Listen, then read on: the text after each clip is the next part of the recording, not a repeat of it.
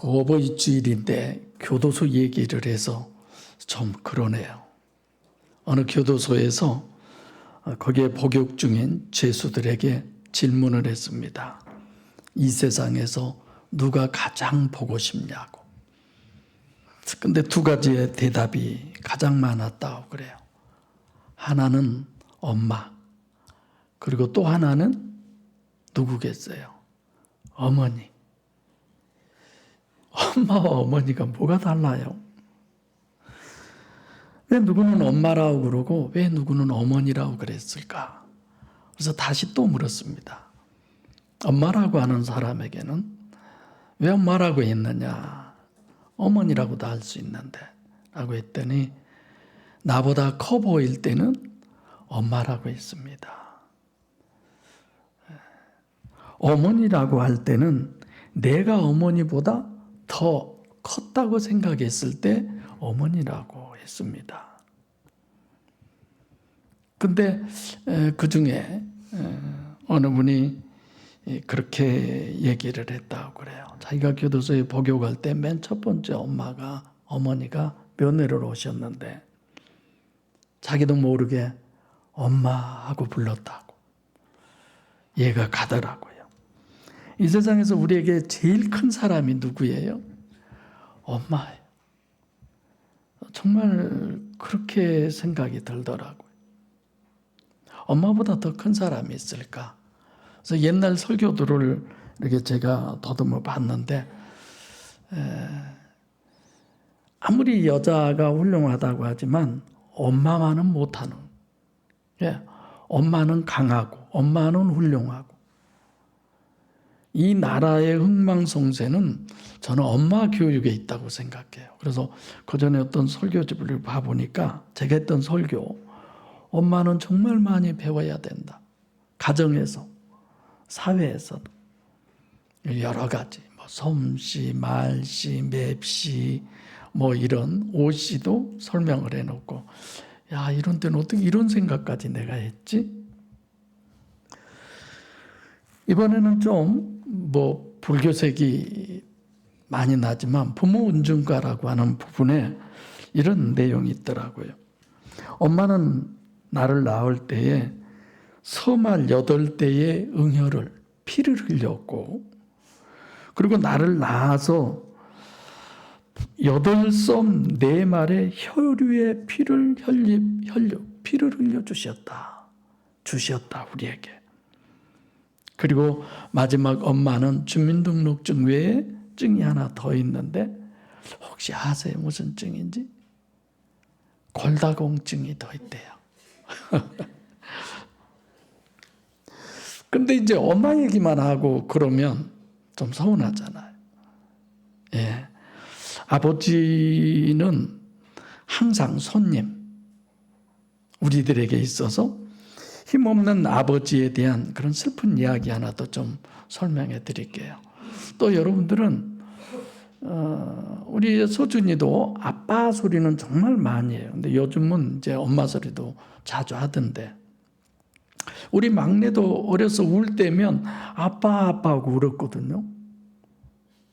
그렇게 우리 아버지가 예뻐한 것 같지도 않는데 지금 여기 성심 집사님도 들어와 예배 드리지만 아침에 전화를 제가 했어요. 그랬더니 바뀐 것 같아서 어디야? 속으로 아니 주일 예배도 안 드리고 밖에 놀러 갔나? 어딘가? 그랬더니 바뀌래요. 그럼 거기서 예배 드릴 거야? 아니요. 들어가서 예배 드릴 거예요.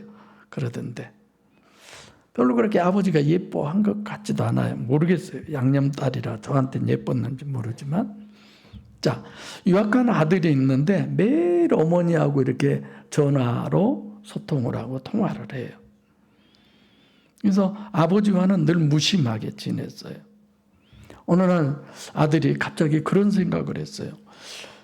아버지가 열심히 돈 벌어서 일해서 내가 이렇게 유학까지 왔는데 아버지께 내가 제대로 감사해 본 적이 없구나 싶어서 어머니만 부모 같았고 아버지는 늘 손님처럼 여긴 것이 크게 후회가 돼서 마음 먹고 아버지한테 이제 위로와 감사 인사를 드리려고 전화를 했어요.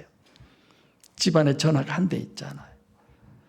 아버지가 딱 전화를 받더니 아버지 그러니까 응 엄마 바꿔줄게.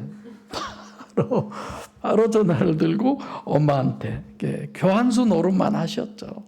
항상 그랬으니까 당연히 그러리라고 생각하고 아니요 아버지 오늘은 아버지하고 이야기 좀 하려고요. 그 소리를 듣는 아버지가 뭐라고 한 줄 아세요?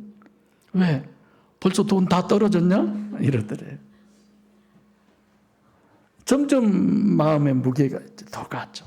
그래서 아들이 우리 아버지는 지금까지 나한테 돈만 주는 사람이었구나. 그래서 아버지께 내가 큰 은혜를 받고 살면서도 너무 불효한 것 같아서 오늘은 아버지와 이런저런 말씀을 나누고 싶습니다. 그랬더니 아버지가 뭐라고 얘기했어요? 아야 너 오늘 술 먹었냐? 이게 굉장히 마음에 와닿더라. 작년에는 내가 어머니는 당연히 이래야 되는 줄 알았습니다. 누구의 시를 제가 읽어드렸죠. 숙진 집사님 그것도 다 잊어버렸어요. 작년에 그 시 읽을 때 울고 계신 것 같던데 잊어버렸나 봐. 방금 내가 소개한 이 글은 고인 되셨죠? 이호령 씨, 이 교수님이 쓴 글을 보고 공감이 가더라고요. 이런 얘기로만 맞춰서는 안 되겠죠? 자, 오늘 본문에 보면 예수님이 예루살렘에 입성해서 많은 사람들이 수만 명이 호산나 호산나 하면서 예수님을 찬양을 했습니다. 근데 예루살렘에 입성해서 예수님이 어디로 가셨어요? 성전에 가셔서 성전을 뭐 하셔요? 성전을 정화를 해요. 성전에서 뭐 물건 파는 돈 받고 이런 사람들 막 다 내쫓고 그러죠. 병든 사람 고쳐주고. 그래서 성전에서 사람들에게 하나님의 도에 대해서 말씀을 하시니까 성전 주인격인 대제사장이나 장로들이 예수님께 와서 사실 실제 표현대로 하면 네가 뭔데 와서 이래 이런 거죠. 네가 뭔데 더 나아가서는 너까지 게 뭔데 이런 거죠. 그래서 예수님께서 마치 자기 교회고 자기의 것이라고 생각했던 그들에게 예수님이 도리어 질문을 합니다. 침례 요한의 침례에 대해서 이것이 사람에게서 주어진 권세냐 아니면 하나님에게로부터 받은 권세냐를 그들에게 질문을 하죠. 그러니까 결국은 침례 요한에 대해서 이들이 어떻게 대답을 해도 예수님께 책 잡힐 수도 있고 사람들에게도 그래서 결국은 자기들이 생각하기에 모른다라고 일관합니다. 왜 모른다고 했나? 이 제사장들이나 장로들에 대해서 우리가 생각을 해보면 진실에 대해서는 관심이 없어요.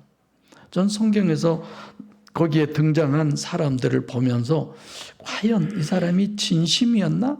진실이었나? 진짜 하나님을 향해서나?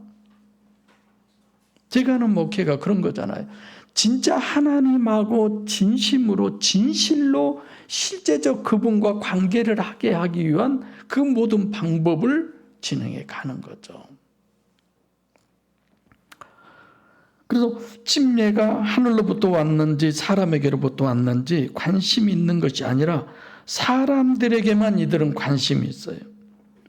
이 답변이 한쪽으로는 예수님에게 책 잡히고 또 한쪽으로는 많은 사람들이 침례 요한을 선지자로 알고 있기 때문에 그건 사람에게로부터 그 권세가 주어졌다, 났다라고 하면 사람들이 두렵기 때문에 모른다라고 하는 것이 현명해서 자기에게 유익이 돼서 자기를 기쁘게 하기 위해서 그런 거죠.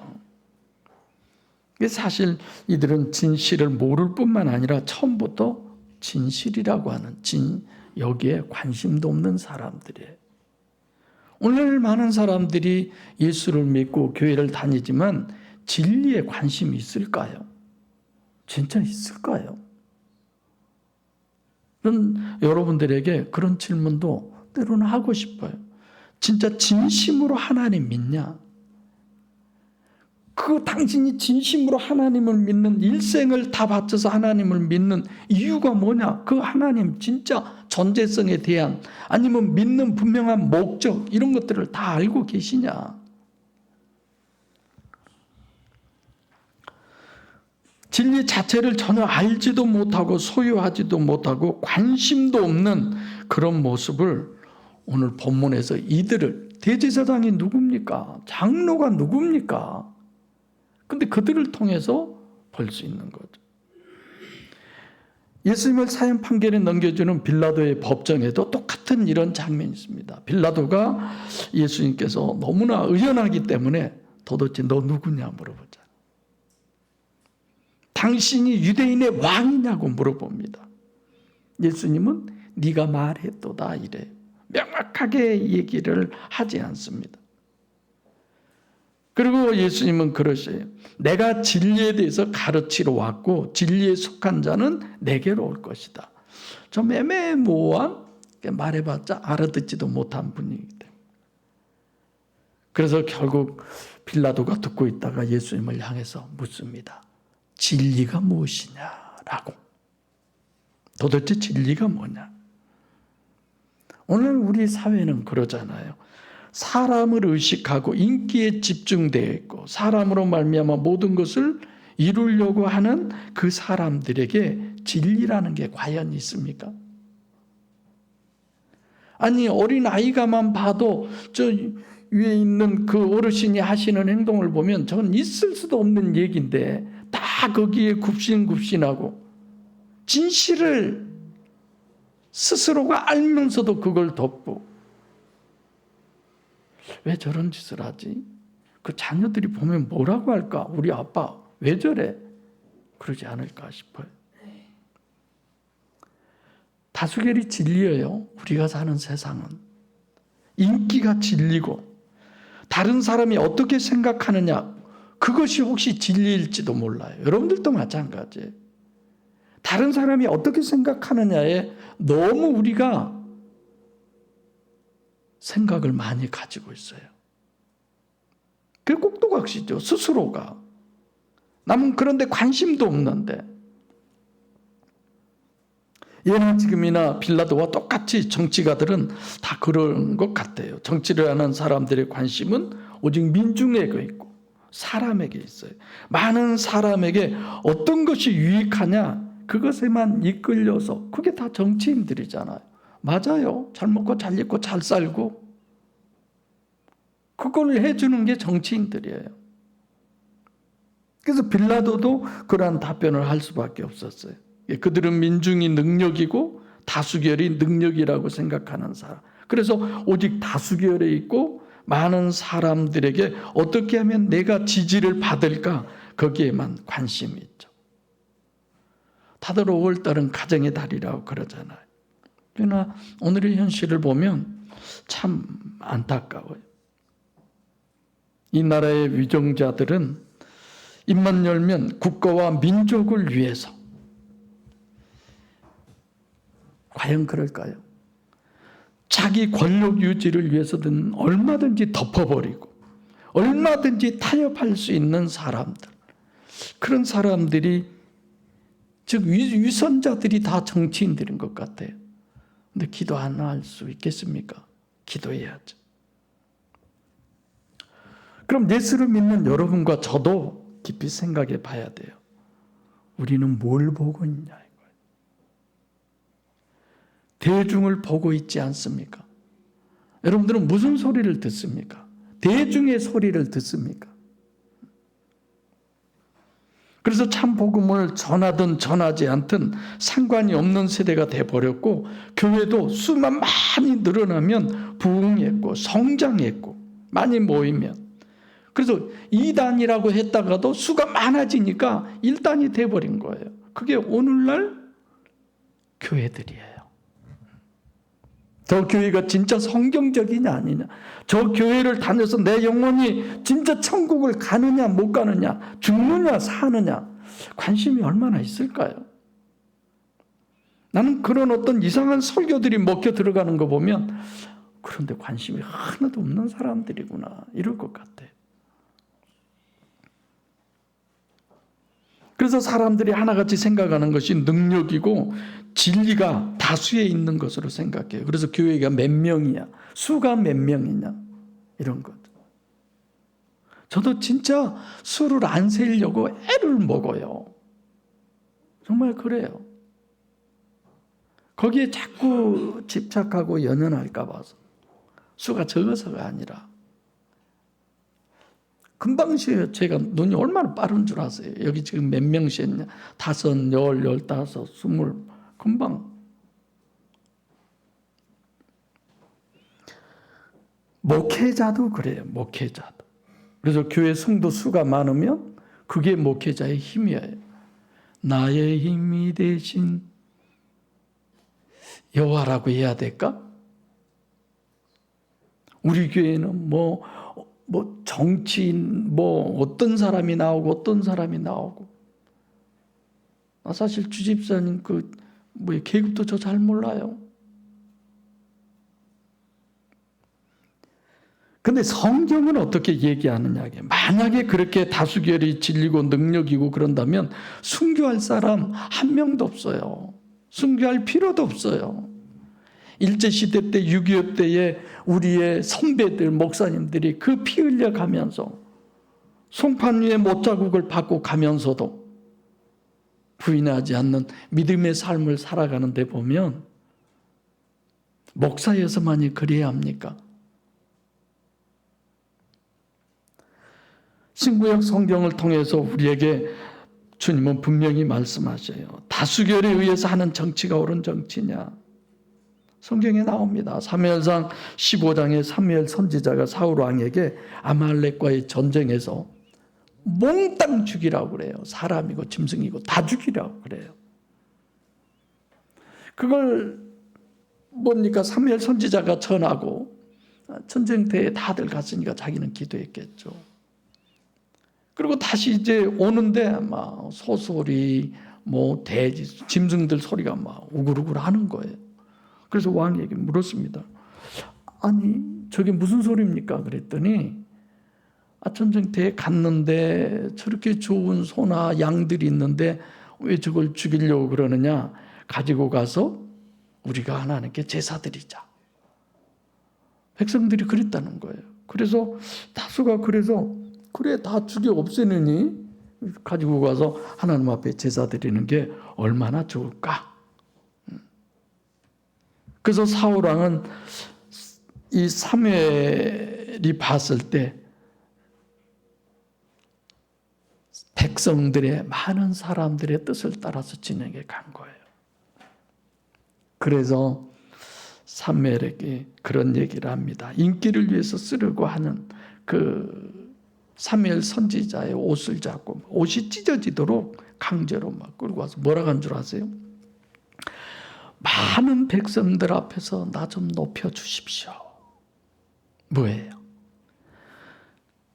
그는 이렇게 사울 왕까지 자기가 이용해서 백성들에게 인기 있는 왕이 되려고. 하나님이 뭐라고 그래? 내가 너한테 한 말을 네가 버렸으니까 나도 너를 버리겠다. 버려요. 그래서 사울 왕이 어떻게 됐느냐? 자기 자식들까지도 블레셋 전쟁에서 처참하게 다 죽습니다. 자기도 죽어요. 자살하잖아요. 우리가 성경에 몇몇 분들을 볼 수가 있어요. 침례 요한 잘 아시죠? 죽는 장면 한번 생각해 보세요. 감옥에 갇혔어요. 그가 감옥에 갇혀서 나 같은 의인이 있으면 세상에서 나와보라고 그래. 당신이 만약에 하나님이라면 보라 세상 죄를 지고 가는 하나님의 어린 양이라고 했는데 하나님이 살아계신다면 어떻게 나 같은 의인이 이런 감옥에 와 있을 수가 있어. 그런 거잖아요. 그래서 제자들을 보내서 오실 그이가 당신이 오니까 아니면 우리가 다른 일을 기다려야 됩니까? 결국은 어떻게 죽느냐? 그 헤로드 왕 생일이 돼서 동생 헤로디아의 딸이 춤을 춥니다. 결국은 그 처제하고 함께 사는 이런 왕이잖아요. 그걸 이제 지적하고 나무랬죠. 침례 요한이. 그가 얼마나 춤을 잘 췄든지 그 춤에 매료돼서 네가 무엇이든지 달라고 하면 내가 다 줄게. 이 나라의 절반도 주겠다고 그랬어요. 이 딸이 너무 황당한 거야. 놀란 거예요. 그래서 자기 어머니한테 가서 지금 큰아버지죠? 큰아버지가 이렇게 다 해주신다고 하는데 내가 뭘 달라고 할까요? 이 자기 친어머니는 지금 누구예요? 시숙하고 같이 사는 이런 상황이 돼서 그걸 이 침례 요한이 지적하고 그걸 나무래고 그러니까 이때에 그냥 그거 죽여 없애야지. 야, 잘 됐다. 침례 요한의 목을 달라고 그래라. 그렇게 하고 싶었겠어요? 안 하고 싶었겠어요? 헤롯이 그럴 마음이 없었어요. 안 하고 싶은데 그걸 들어줘요. 왜 그러냐? 거기에 있는 사람들이 두려워서. 사람을 의식하니까. 빌라도도 그러잖아요. 이 사람은 자기들이 아니 일본에서 우리나라를 식민지할 때 그들의 리스트 속에 이 사람은 독립투사 뭐 여기 돕는 사람 이런 게 왜 없겠어요? 다 있어서. 그러면 로마가 이스라엘을 식민지화했을 때 그런 거 하나 없겠어요? 저 예수라고 하는 사람이 독립을 해서 이스라엘을 그런 분 아니라는 거 너무 잘 알잖아요. 그래서 죽이려고 안 해요. 이리 피하고 저리 피하고 피하려다가 어쩔 수 없이 예수를 사형 판결에 넘겨줍니다. 왜 그래요? 그 다수의 백성들이 원하는 것을 거부할 수 없어서. 다수결의 능력이 된 거예요. 오늘 본문도 그런 내용이에요. 28절로 30절. 여기가 이제 대제사장과 장로들을 향해서 예수님께 답변하는 여기가 본문 이제 어버이날 말씀을 중심으로 해서 제가 하려고 하는데 큰 아들에게 야 오늘 포도원 일이 바쁜데 가서 일 좀 해라 그랬더니 예 아버지 제가 가서 하겠습니다. 그리고 했어요 안 했어요? 안 했어요. 작은 아들 아버지 내가 다른 뭐 약속이 있고 계획이 있어서 오늘 안 됩니다. 나중에 가겠습니다. 뭐 이럴 수 있죠. 그렇게 했어요. 근데 작은 아들은 안 간다고 해놓고 가서 했어요. 그때 예수님이 이렇게 묻습니다. 어느 쪽이 아버지의 뜻대로 했느냐? 누가 아비의 뜻대로 하였느냐? 라고 묻죠. 어느 쪽이 효자냐? 이런 거죠. 다들 작은 아들이 효자입니다. 이렇게 대답했어요. 그래서 오늘의 문제를 어버이날이기 때문에 생각해 보겠는데 효도라는 게 과연 무엇이냐? 첫째 아들은 간다고 해놓고 왜 안 갔을까? 우리 생각해 보면 뭘 의미할 수 있느냐면 앞에 문맥부터 보면 그래요. 큰아들은 사람을 보고 사람의 체면에 눌려서 사람을 의식했기 때문에 면전에서는 예 아버지 가서 하겠습니다. 이런 거예요. 그리고 돌아서서는 안 한 거예요. 큰 아들은 간다고 말하면서 가지 않았다는 것은 얼굴 보고 인간 보고 면전에서는 어렵더라 이거예요. 지속성에 문제가 있습니다. 앞에서는 좋게 했는데 궁극적으로는 되지 않았어요. 하나님은 오늘 본문 통해서 여러분들과 저에게 효에 대해서 이렇게 말씀하십니다. 사람을 의식하고 사람을 보고하는 효도는 지속성이 없고 당장은 하는 것 같지만 실제로는 안 된다. 그리고 그것은 효도가 아니다라고 합니다. 솔직하게 우리 한번 생각해 봅시다. 내가 솔직하게 하는 효도가 어느 쪽이냐? 오늘 큰아들 같은 이런 부분을 부인할 수 있겠습니까? 내가 우리 부모에게 못하면 다른 사람들이 보고 나를 어떻게 생각하지? 그런 거 있잖아요. 사실 저는 내가 운변대회를 하거나 막 이런 거 할 때 우리 어머니가 꼭 오신다고 했잖아요. 이거 엄마가 오는 게 그렇게 저는 창피했어요. 근데 우리 어머니가 그런 얘기를 하죠. 나는 우리 성주 때문에 동네 사람들한테 치사받고 산다. 오 권사님, 우리 어머니가 그러셨다니까. 오 권사님은 그런 적이 없으시죠? 저 때문에.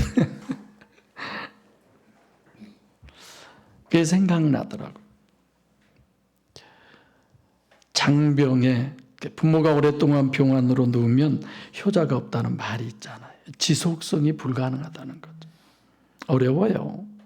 왜요? 변하고 변덕이 있기 마련이죠.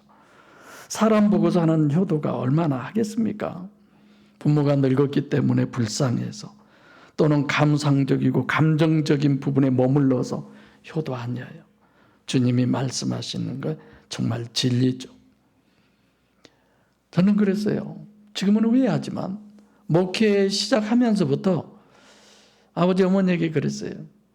아버지 어머니는 이제 아들 셋에 딸 하나입니다. 저는 없다고 생각하세요. 저 하나님 거예요. 저는 그랬어요.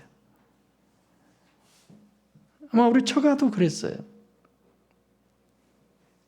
한혜석 권사님 처형도 계시지만 부모님에게 하는 거 글쎄 100분의 1이나 우리가 했을까? 명절에 언제 찾아를 가봤어요. 뭐 어쨌어요. 언제 한번 명절에 두 분 다 계실 때 갔는데 저희는 우리 어머니한테 먼저 들리고 한밤중에 처갓집 갔죠. 장인 어르신이 화가 무척 났어. 종일 기다렸는데 그것도 밤중에 와가지고 생생하네요. 참 그럴 때 잘할걸. 나는 그렇게 했을까 이런 생각도 들죠. 느낌이 있을 때는 얼마든지 할 수 있지만 사울왕 같은 사람도 그러잖아요. 다윗이 죽이려고 얼마나 다윗을 죽이려고 사울왕이 노력했어요. 정말 힘썼죠. 그 사람. 온 국민에게까지 선포했죠. 잡으면 죽여야 된다. 이런 거. 근데 실질적으로 다윗이 사울왕을 죽일 수 있는 기회가 완전 100%고 두 번이나 있었어요. 굴속에 들어왔을 때 옷을 잘라 가지고 있을 수도 있었고 또 장막에서 자고 있을 때 그의 창과 물병도 가지고 나왔잖아요. 그래도 살려줬어요. 나중에 그 얘기를 하는 거야. 내가 이렇게 사울왕을 아버지처럼 하나님처럼 여기는 왜 나를 죽이려고 하느냐. 그때 회개하잖아요. 다윗아, 내가 잘못했다. 다시는 그러지 않으마. 그런데 또 어떻게 해요? 포기 안 해요. 안 되는 거예요. 오늘 29절을 잘 생각해야 돼요. 큰아들은 간다고 했다가 가지 않는 것을 놓고 큰아들은 처음부터 가지 않을 생각을 갖고 있으면서 겉으로 가겠다고 했다. 이렇게 볼 수도 있고 아니면 문맥으로 봤을 때 아버지 면전에서 가려고 했는데 돌아서서 마음이 바뀌었다. 이럴 수도 있죠. 사실 보이는 효가 아니라 참 효는 진심에서 보이지 않는 효. 본문은 그걸 우리에게 얘기한 거예요. 작은 아들은 보이지 않는 것에서 행했다고 그랬잖아요. 여기서 아버지는 누구예요? 하나님으로도 볼 수 있고 사람으로도 여러 가지로 우리가 본문을 볼 수 있어요. 그래서 어버이를 섬기는 입장에서 본문을 통해서 주님이 하신 귀한 말씀이기 때문에 29절의 효가 이건 효가 아니라고 했을 때 효는 그러한 상대적이고 감정적이고 다른 사람의 체면에 몰린 그런 효도가 아니다. 대부분 오늘 설교 한번 들어보세요. 윤리요, 도덕이요, 종교적인 문제로 효에 대해서 이렇게 해라 저렇게 해라 그럴 겁니다. 그 차원이 아니죠. 내가 보면은요, 아무리 윤리도덕 종교적이라고 그래도 효도하기 힘든 세상에서 우리는 살아요. 보세요. 효도가 불가능한 세상이에요. 왜냐? 오늘날은 단절의 세대예요. 같이 안 살잖아요. 벌써 대학교만 가도 집 나가 살잖아요. 다 떨어져 살잖아요. 부모를 떠난 사람이 어떻게 부모에게 효도할 수 있어요? 그래서 공간적으로 단절이 돼 있어요. 그전에는 1차 산업, 농업을 하니까 함께 살아요. 대가족 제도예요. 지금은 그렇지 않습니다. 아파트에서 옆에 아파트에 사람이 죽어서 그냥 뭐 보름이 지나도 모르고 서로 살고 그러잖아요. 직업적으로도 그래요. 부모와 자식의 단절. 옛날에는 농사를 지으니까 아버지의 농사를 이어받으니까 늘 대화가 필요하고 아버지의 그런 어떤 지식이 필요하고. 지금 그렇습니까? 전혀 안 됐죠. 관계성이 이루어지는 게 불가능한 시대. 시간적으로도 마찬가지예요. 과거의 1000년이 지금의 1년만큼이나, 과거에 1000년 동안 변한 것이 지금 1년 변한 게 더 많이 변한다고 그러잖아요. 부모와 자식 간에 30년의 이런 차이가 나지만 그 공백은 3000년이라고 봐도 과언이 아니에요. 에이, 그런 거 아니에요. 이런 거죠. 현대라고 하는 게 얼마나 바쁩니까? 객관적으로 보면 현대는 효도가 거의 불가능해요. 또 봐보면 현대에 있어서 효의 어려운 점은 자녀를 낳는데도 요즘은 안 낳는다고 아예 부모에게 선언하잖아. OECD 국가에서 우리나라가 자살도 1위지만 이게 자녀를 낳지 않는데도 1위라고 그래. 자녀들을 다 그래서 자기중심적으로만 되잖아요. 왜요? 받기만 하다 보니까. 이기심은 어쩔 수 없이 크게 되기 마련이에요. 형제가 여럿이면은요, 서로 양보할 줄도 알고, 싸우다 보면서 상대를 이해할 줄도 알고, 그렇게 해서 삶을 배우는 거예요. 여러 명이서 그럴 때. 근데 자기와 다른 사람을 늘 타협도 하고 이해도 하는데 요즘은 저 혼자뿐이니까. 그래서 요즘 애들은 옛날은 나만 놓으면 저그들이 알아서 컸어요. 요즘은 안 그래요. 정말 잘 키워야 돼. 지난번에 소준이 왔을 때도 심통을 부려. 이거 하지 마. 그거 잘못됐어. 그러면 더 화를 내서 더 팍팍 해버려요. 지금 15개월짜리가. 그러니까 쟤네 할머니가 이렇게 손등을 때리면서 못하게 하니까 나는 그래도 지 새끼니까 저거 엄마를 이렇게 슬쩍 봤어요. 저때 얘 때리는데 뭘 어쩌냐. 지네 시어머니를 이렇게 다 보고 있더라고. 때리는 거. 한 번도 때려보지도 안 돼. 서준아. 지네 엄마 그러잖아. 큰 소리도 안 치는데. 지금 잘 가르쳐야 돼. 혼자니까. 그래서 여러모로 신경 쓰지만 부모를 섬김에도 그래요. 언제 영성 세미나로 오신 분이 자기네는 형제가 7이래요. 그러니까 뭐 요양원에 들어가셨어도 조금씩만 내도 돼. 그리고 이제 돌아다니실 때는 큰아들 집에 가서 조금, 둘째, 셋째, 큰아들 집에 기분 나쁘면 둘째 집으로 가고 셋째 집으로 막 옮겨 다니는 거야. 지금은 전혀 안 돼요. 부모를 모시기도 힘들어. 혼자 그 돈 다 대야 되니까. 그리고 서로 수틀리면 안 돼. 요양원 가십시오. 어떤 분이 그러더라고요. 남들 다 간 요양원. 왜 저렇게 안 가려고 하신지 모르겠어. 내가 속으로 너도 한번 두고 보자. 자, 별소리를 내가 다. 선택의 기회가 없어요. 자녀들도 마찬가지고 부모들도 마찬가지. 현대인들이 효도하기가 쉽겠습니까? 또 수명이 연장됐어. 오늘날은. 옛날에는 60만 돼도 외갑잔치 크게 했잖아요. 지금은 무슨 세대예요? 100세 세대, 100세 세대. 그러니까 옛날에는 좀 마음 안 들어도 아유, 몇 년만 살면 돌아가시겠지 뭐. 참고 살자. 이러는데 지금은 안 돼. 몇 년이 뭐야. 어떻게 해서든지 오래만 살려고 애를 쓰는데. 그것만입니까? 오래 살다 보니까 건강하잖아요. 건강하면 어떻게 해요? 자기 주장이 강한 거야, 이제 또. 그러니까 늘 불화가 생기고. 그런 정도만 아닙니까? 현대는 윤리, 도덕 이런 모든 것들이 다 깨져버리는 폐륜나 인면수심 이런 얘기들이 너무 남아. 이거는 뭐 지금만 있는 게 아니잖아요. 고려장 그것도 똑같이 자기 부모 죽이는 건데, 요양원도 마찬가지고. 그래서 저는 요양원 같이 하려고 그래요. 오늘 많은 사람들이 그러더라고요. 아유, 우리는 늙어서 자식 더 안 보려고, 너희들에게 짐 안 되려고 미리서 준비한다 어쩐다 이런 얘기하지만, 글쎄요, 여러분, 자식들한테 효도 받기 싫은 사람이 있을까요? 전 없다고 생각하는데.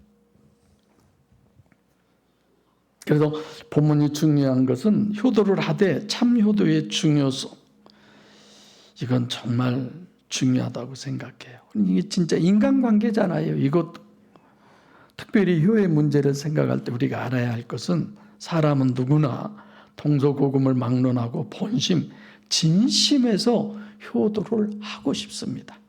다 하고 싶어 해요. 원하고요. 효도 받기도 원하고. 방금 내가 얘기하듯이 자식 덕 보려고 사세요. 늙으셔서 누구 덕 볼래요? 그러려면 어떻게 해야 돼? 자식 잘 양육해야 되잖아요. 딸내미를 하도 예뻐했더니 그 딸내미가 나는 시집 안 가고 엄마하고 아빠하고 살겠대요. 그럼 되겠어요? 시집 간 것이 효도라고 그래서 결혼했어요. 3일 지나서 오더니 빨리 신랑한테 가려고 엄마가 같이 있자고 그래도 뭐 좀만 더 있자고 그래도 아니야, 가야 돼. 다 그래요. 여러분들도 그러잖아요. 여기 안 그럴 사람 누가 있어요? 성경에도 봐보면